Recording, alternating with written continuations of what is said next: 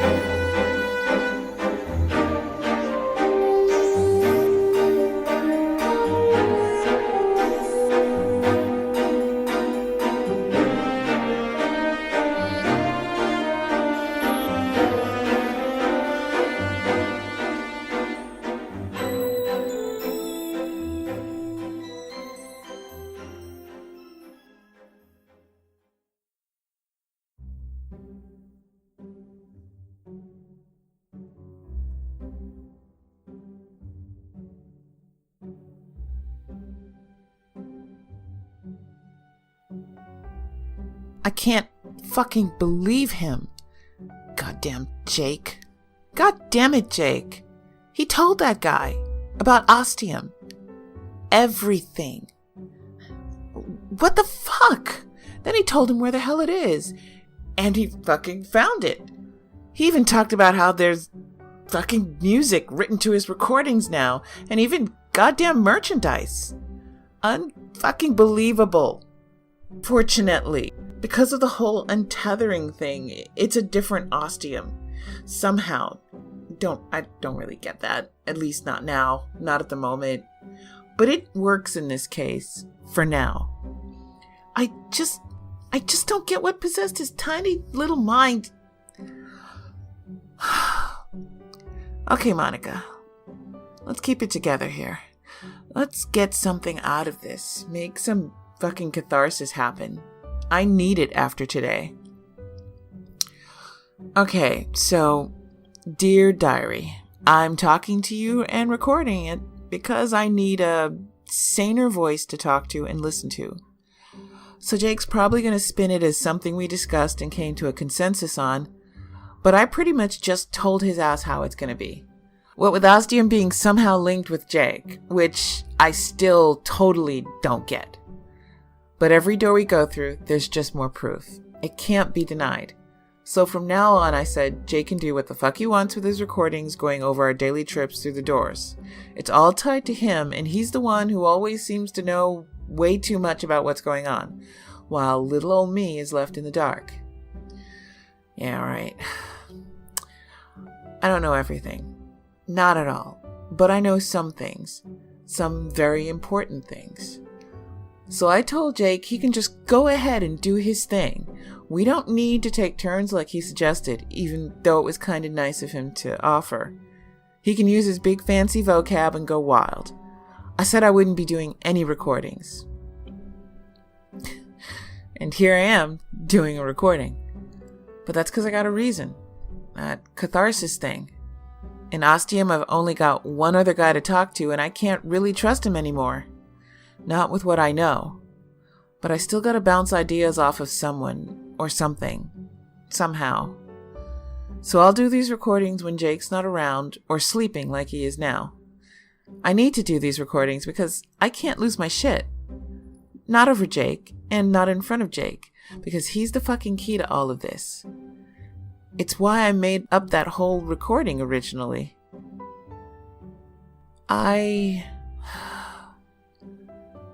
I need to show I'm together in front of him, because without him, I can't get through those doors. Not on my own. And I need to find Steve. I know he's alive. I know he's still out there, somewhere. On the other side of one of those doors. I heard him. His voice. He said my name. He knows I'm here looking for him. So he knows he's got to do whatever he needs to keep going, to stay alive, so I can find him and get him back. I know I can do it. And I know he knows I can do it. I gotta believe in myself. Another reason I need these recordings. For me. Jake's never gonna hear them. No one else is. Well, maybe Steve. One day, when I eventually find him, I might let him hear what I went through. How I never gave up. It's important for me to... No. What is that? Is that Jake? No. Is he still asleep? Please stop. I think he's having a nightmare. No. I guess I better go rescue his ass yet again. No. So he still thinks I'm on his side. Please stop.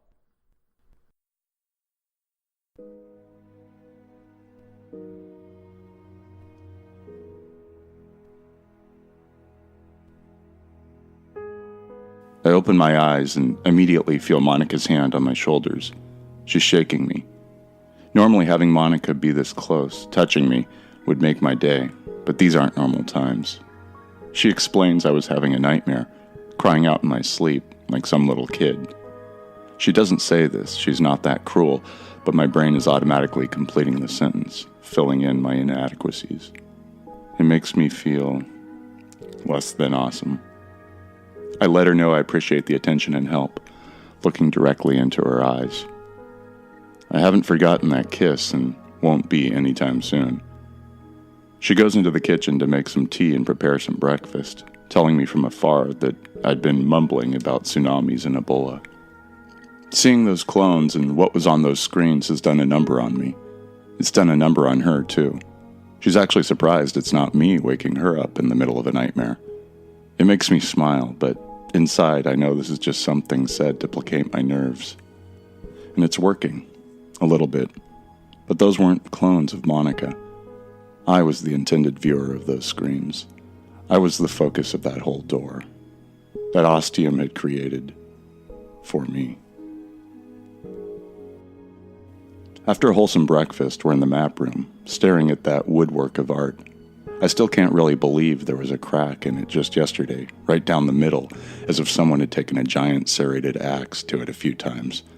And now it's miraculously repaired, healed, like a wound that won't hurt anymore.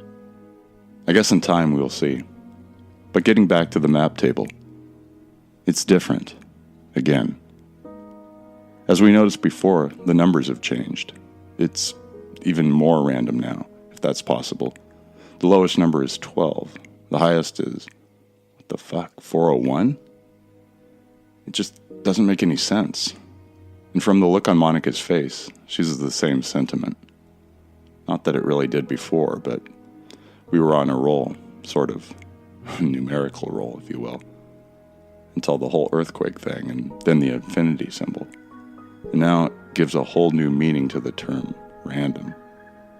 So what the hell are we going to do now? I asked Monica this question, but her looks are continuing to mirror mine, and it would just be redundant. Or she'd make a snide comment that would make me laugh. Okay, coulda, woulda, shoulda. What the hell are we going to do now? Follow me. That's what I tell Monica. And the look she gives me is something to the effect of, "What the fuck did you just tell me to do?" I immediately apologize and follow it up with, "Please, I have an idea." That's enough to convince us, and we're on our way. Outside the clock tower, it's another beautiful sunny day in the quaint town of Ossium. Well, at least to the extent of a town that's untethered and aimlessly drifting through space and time. So, darkness all around, pretty much. And it's then that I realize the conundrum. Or is that the new paradox of Ossium? There's no big shining ball in the sky to give Ossium light. nor is there some lunar orb having sunlight reflecting off of it and casting a cold whiteness over everything. But somehow, there's still light in Ossium. Somehow. There are no streetlights or anything of that sort, and yet I'm standing outside and it's bright and clear as day. And I can still see the blackness out there. But that's not helping me focus, which is what I need right now. I asked Monica to bear with me. I close my eyes and put my fingers on my temples, applying a little pressure. Yep, part of me goes way back to that Starbucks parking lot when I was first trying to find Ostium. It was sense, that strange ability that suddenly possessed me, which I'm attempting to channel now. I've already tried the mental infrared Ostium map, but no numbers, no doors are lighting up, telling me where to go. I'm on my own. But then, Ostium never liked making things easy, did it? And there it is, a slight mental tugging, like someone had just flicked my pineal gland. Okay, granted, that's a little weird, but you get the idea. Like before, I open my eyes and see a building before me with a door. And that door is the number 24. But it's not our next door. I start walking down a street and Monica follows. She can tell the quasi-trance state I'm in. She probably doesn't understand it, just like I don't. But she's going along with it.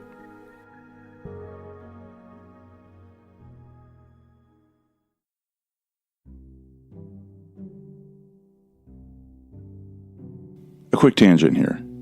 You may have noticed me pretty much doing this recording solo, telling you what Monica said rather than actually hearing her. Monica and I talked about it, and we decided that I'd be doing the recordings from now on due to my mysterious and undeniable connection to Ostium. I'm starting to feel like there's this invisible umbilical between me and this town, whether it's attached to my belly button or head or heart, I don't know. But long, winding, directionless story short, I'm going to be the lead and main and pretty much only reporter on the Ostium scene. Monica wants to take a step back, remove herself from the recordings. She feels she has little to offer, which I disagree with, but I'll respect her wishes. I think she might just need some space. This is her way of creating some distance between herself and Ostium, and possibly me too. Maybe she'll do her own private recordings as a sort of ongoing diary thing. I don't know. She said she's not going to, but doing this might also help me, or us, to understand what's going on with Ostium and why I'm particularly connected with it. Since it's just me running the show now, so to speak. Basically, Jake's special. He doesn't know why, and maybe having Jake being the main reporter, recorder, and chronicler will help solve this, somehow. I don't know. We'll see. Now, on with the regularly televised episode of The Ostium Show.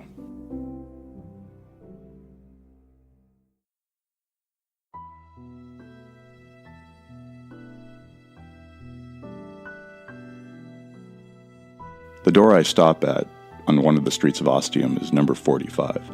Nothing apparently significant about this door and this number, except that my Ostium sense is telling me that this is where the next part of our journey through the doors of Ostium begins. I tell Monica this, and she nods. I then say, "Ladies first." No fucking way. I laugh and turn the handle and push open the door and step into darkness, like always.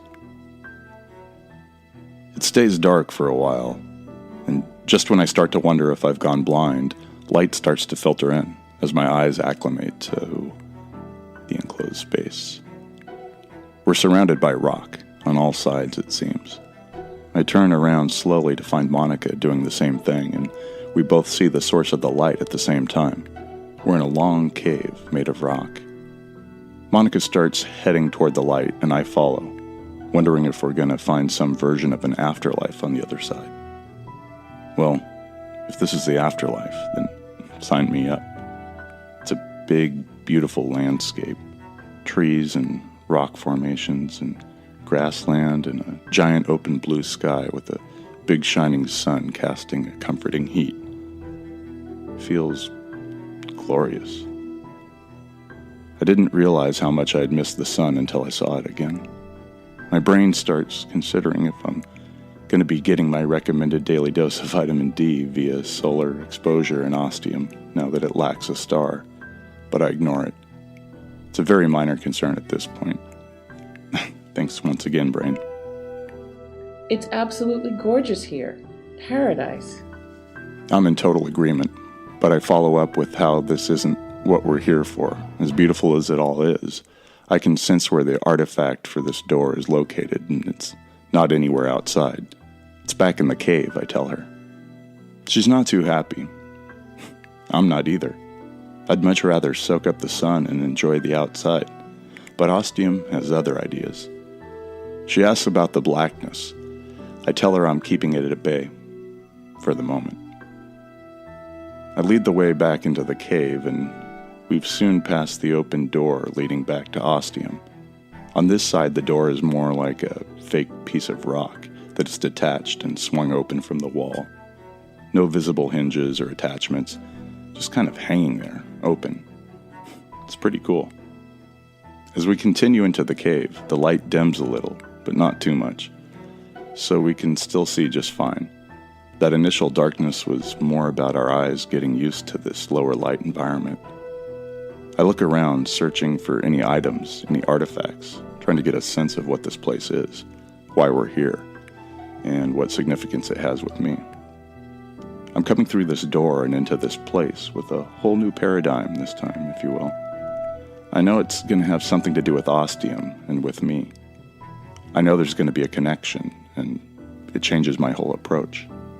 It's kind of like when archaeologists and paleontologists and anthropologists are doing their thing, digging up old bones and whatnot.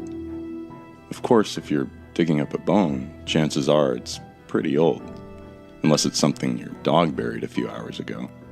But anyway, when scientists start digging in the ground, everything's striated, meaning it's all about layers, and the deeper you dig, the older the stuff gets. So at certain levels, archaeologists expect to find fossils and artifacts from a specific period or a range of time. Where is I going with this?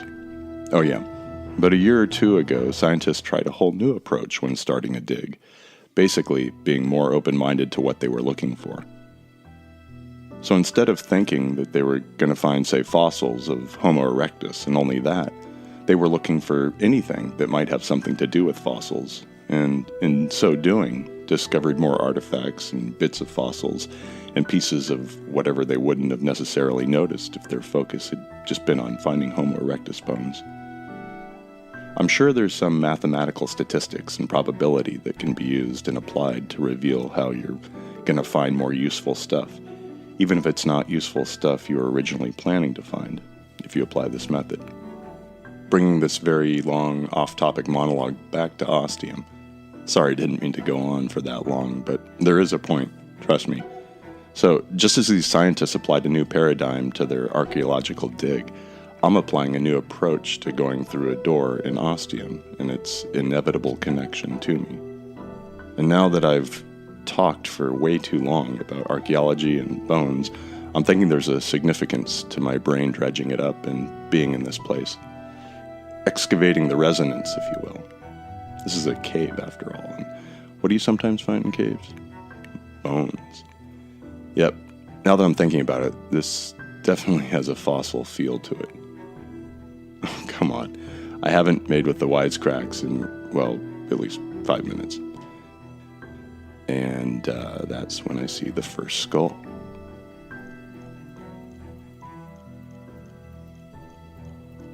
It's like it's staring right at me. Well, I guess it technically is. And if it still had eyes and muscles and skin and a face, the person would probably be looking at me and have some sort of reaction. But it's bone white, obviously, and long dead. I hold out my arm to stop Monica, and she soon sees what my gaze is fixed upon. The cave tunnel is opened up into a sort of alcove. It's hard to see anything, but I just get the sense of more space now. Our breathing is more echoey. The skull appears to be sitting on some sort of pedestal. It seems big, almost abnormally large. I think Neanderthal. But it seems almost bigger than that. Also, I'm not exactly able to recognize a Neanderthal skull as soon as I see one. Below, it looks to be a dark hole. Monica shoots me a what the fuck look in a way that only Monica can. I shrug my shoulders. I don't know exactly what it is and what the deal is with this setup. And then in the far back of my mind, I feel a twinge of something, just like I felt when I was on Roanoke and the Mary Celeste. And this time, I'm not going to ignore it. Something is pinging with me. I've picked up on something and it's connected with a memory of mine in some way. So, what is it? What's special about this place? There's not a lot of light in here, so I take out my phone and I turn on the flashlight. Good idea, Monica says, quickly doing the same with her phone, and soon this end of the cave is basked in an impressive amount of light. Holy shit. Monica just covers her mouth. The skull in front of us wasn't the only one. There were rows of them along the wall, each with their own intricately carved pedestal. Skulls are all different, too. Minute variations in shape and size, but all clearly human. All of a sudden, it feels like a crowded room. A crowded room of the dead. And I know what this place is, where we are. Monica recognizes the look on my face, understanding. Fucking enlighten me, Mr. Fisher. And I tell her that we are in a cave of a skull cult. The cave was discovered 5 years ago in South Africa, about 3 hours northwest of Johannesburg, by prospectors looking for potential places to mine raw materials. They started digging and then found this opening to a long cave. It was pretty much all filled in, so they notified the authorities, who notified a bunch of different people. Less than a year later, an archaeology group from Germany arrived and began excavating. The first 6 months were spent getting rid of dirt and sand and rock to clear out the cave. Some of it was attributed to the passage of time with weather, rock slides, animals, but not all of it. The archaeologists worked out for that amount of material to be inside the cave, at some point someone, or more likely a significant group of someones, chose to fill it in and hide the cave from the rest of the world. And this was before they found any bones, before they got to the skulls. After a year, they made it to the alcove that they eventually dubbed the anteroom. You'll find out why when I get to that part. That's when they found the first skull. Then the next one. And the next one. And they kept going. Eventually, the anteroom was completely excavated and they found 45 of them. You're shitting me. No, I shit you not. There are 22 skulls on each wall. Each skull bears a unique identifying mark, a perfect hole about the size of a quarter carved into the top of the skull, perfectly round. The skulls were eventually dated to between 28,000 and 30,000 years old. They don't know how those holes were drilled into the skulls and made to look so perfect. As for the layout of the skulls, there are 4 rows on each side. The top 2 rows with 5 skulls, the bottom 2 rows with 6 skulls, done in a sort of wide pyramidal shape. Number 45 is... The one sitting above that hole. Bingo. Where does the hole lead? Let me tell you the rest of the story.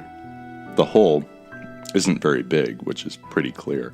The hole obviously leads somewhere, but it took a while first for the archaeologists to decide what they were going to do, and then to get volunteers who were small enough to crawl through the hole. They sent out this hilarious request for grad students with a specific height restriction that would be required, and then they had a bunch of applications, and then about 2/3 dropped out once they talked with the archaeologists about what they were going to have to do. A group of 15 grad students made it to the dig. Once they saw the hole, 10 of them refused to go, and they headed back to Johannesburg. What it must have been like for those 5 people to venture into the unknown and enclosed like that. Talk about your Indiana Jones adventures. The hole is actually a small tunnel that leads for over 30 feet. It took 2 years of digging and excavating, but eventually they made it to the other side. It led to a small room, just 5 feet high. You couldn't stand up in it, but had to crawl. Another year of painstaking excavation. Grad students left, others came from all over the world. Eventually, they had the room clear. There was a stone pedestal in the center of the tiny room with strange cuts and hatchings that might have been some primitive language or writing or pictography. No one really knows. No one's ever seen anything like this. On the pedestal, there was a single skull. It was twice the size of a normal skull. And it was human.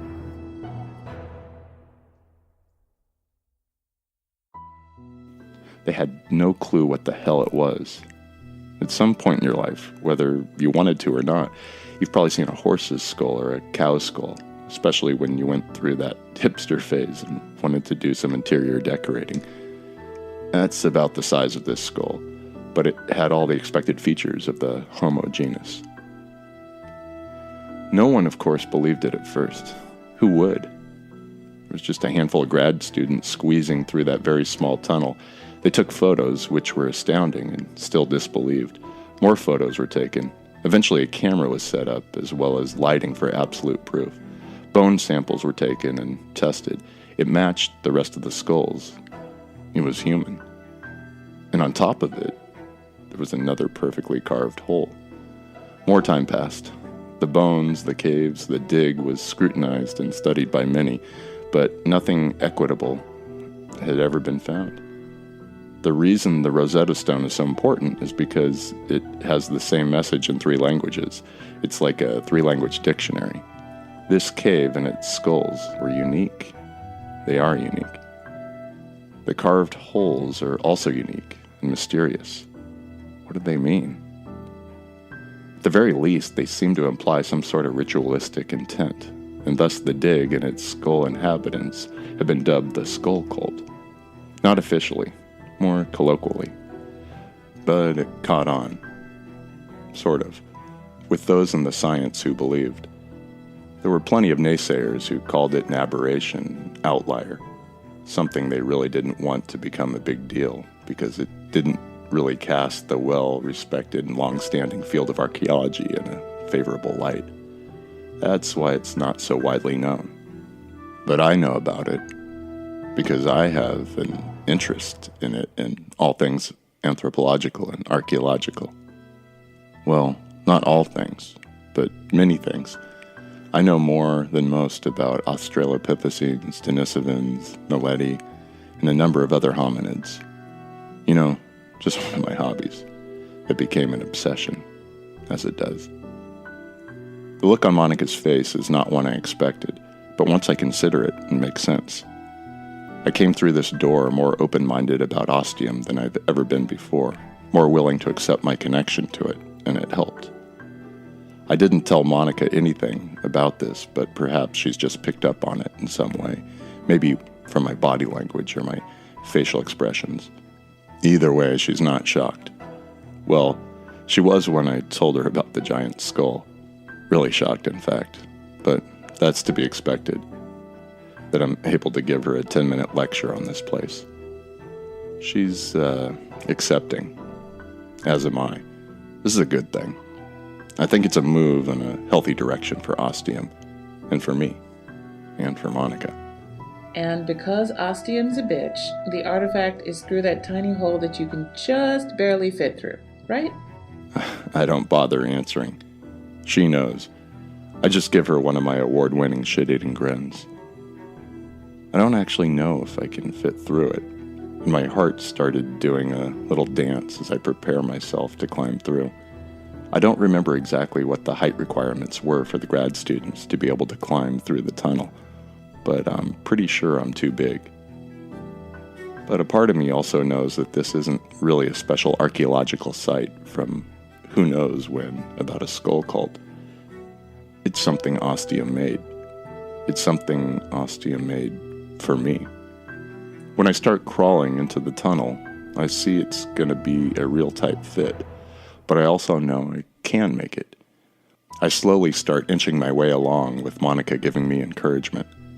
It takes a while, but I eventually make it out the other side, like a Nerf bullet from a Nerf barrel of a Nerf gun. And there's the skull sitting on that pedestal. I can't help but think of that scene from Conan the Barbarian when he finds the skeleton with the sword. I'm just gonna stop there. If you're really curious, you can rent the movie from Blockbuster. Well, watch it on Netflix. Dated myself a little there. It's huge and so unnatural looking, like something from a movie about aliens. It's downright creepy. I walk up to it, and in the top I can see the perfectly round hole. Now, because the skull's twice as big as a normal human skull, the hole is twice as large. But this particular hole still seems too large. Maybe it's more ostium-sized? I'm not surprised when I reach out with my hand and I'm just barely able to fit into the hole. I reach down and feel for something. I find it. It's hard. I pull it out and open my hand. It's a tiny skull, like something for El Dia de los Muertos. Or one of those knick-knack keychain skulls.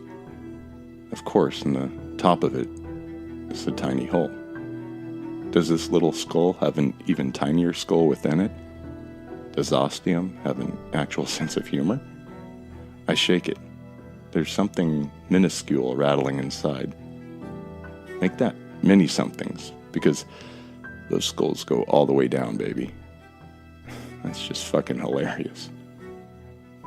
It takes me less time to make it back through the tiny hole. I show Monica the latest edition for the map table. She's just as amused as I am. When I make it rattle, she bursts out laughing, making me laugh too. It's been a while since we both did that. Feels good. We make our way back to the door. She steps through first. I follow and stop just before passing through. I take a look back at the humble abode of the skull cult.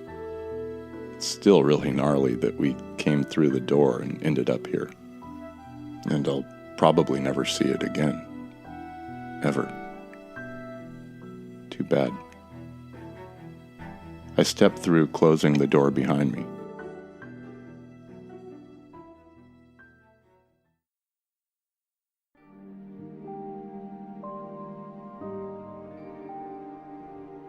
Back at the clock tower, standing before the map table, we're ready. 4 of the golden numbers are gone. 1 is still there. 2 through 5 are gone. I hold the skull in my hand, feeling it warming up. I shake it, hear the rattling, like I'm getting ready to toss a die. I look underneath the skull suddenly and I see the number 45. Go figure. Then I place it on the corresponding number. This time, a vibrant blue light engulfs the artifact, just as blinding as the white light was. It's over in seconds, the after images singed on our retinas. The number 45 is now a rich ruby red color, not gold. Okay then, the map table has moved on from gold to Technicolor?